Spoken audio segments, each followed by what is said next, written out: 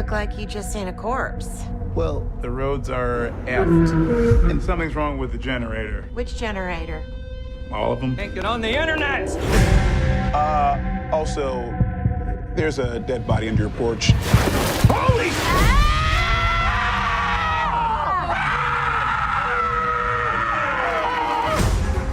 Maybe you're a werewolf.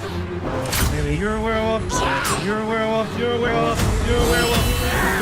Maybe we're all werewolves.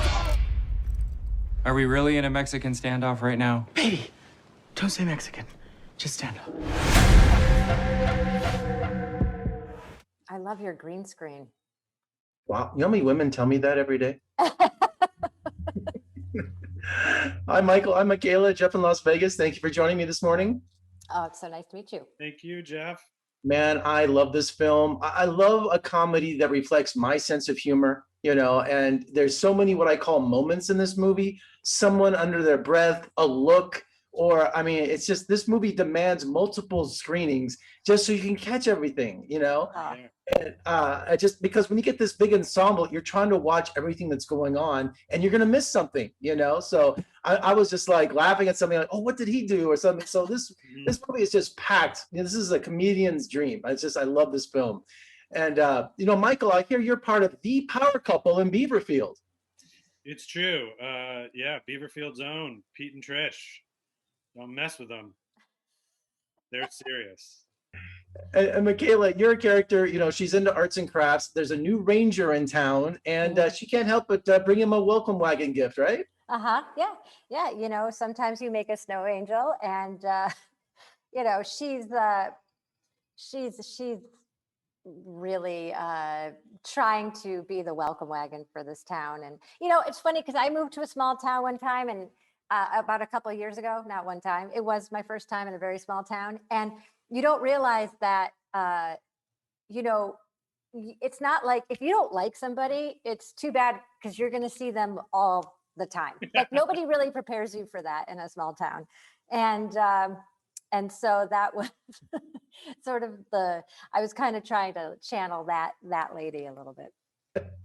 And Michael, everyone in Beaverfield is packing a firearm. What is it? Is that just the nature of the town? Well, it's America, and that's true. Given right. Yeah, I think that's one of, you know, it is a small town, and there are people hunt and people. You know, I think that speaks to one of the themes in the movie is people want to protect themselves from their neighbors, and so everyone's packing. Well, I think Pete was trying to use it to get lucky with the post lady, you know, the post person. Hey, you said it, I didn't. Michaela, something snatched Chachi. What happened? I'm not saying. Oh. Yeah, I mean, Chachi is my dog, my beloved Pomeranian, and honestly, this is the thing that I relate to the most about Trish. If anything snatched my dog, I'd go ballistic and be out for blood for sure. Well, you got the kind of character when a werewolf was out, you know, picking people off. You have the kind of character like, oh, she's next, or please take her next, you know? I know, please take her next is probably more. But will audiences be that lucky? I don't know. Michael, with such a huge ensemble, the timing is perfect. I mean, there's not a weak member in the cast. Did you guys rehearse this like a play? You know, it's funny. We did have a day or two of rehearsal, but you know, with film, you don't often get a lot of rehearsal, but it feels like a play, and a lot of our cast have extensive theater backgrounds or live sketch comedy backgrounds. And, you know, I think Josh did a great job. Our director, Josh Rubin, did a great job of just getting a bunch of pros together, just really great actors with the great chops who were ready to play. And everyone was very present and very generous with each other. And it flowed. It's true. Like, everybody is so seasoned at performing you know, everybody's a quick learn because in an indie film, you don't have the luxury of time. You don't have it that just, you know, you don't have a budget to assemble everybody earlier until you need them. But do you have improv because you have that many comedians, or was it the written word was gold? Or because it looked like some people just had their own ideas sometimes. I think that it's the kind of, we had the leadership, you know, with Josh Rubin, who's like a huge comedy file. He is, and does comedy himself, you know, extensively. So he has such a great sense of humor. You know, he encouraged for sure people to put their own stink on everything. But the script was fully intact and fully, like what you saw was the script too, you know, even if there was like some zhuzhing happening around it.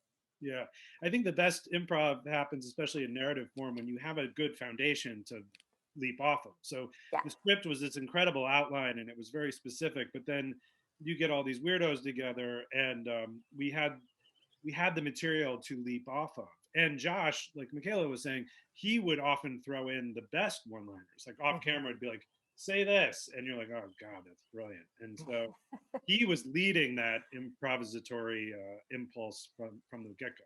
Yeah. Well, definitely destined to become a cult classic, guys. I love this film. Thank you so much for joining me today. Come visit us in Las Vegas. We're opening up June 1st. We'd love to have you. Oh yeah, I'd love to go. People, remember people? Kind of. Thanks so much. Take care. Take care. Take care.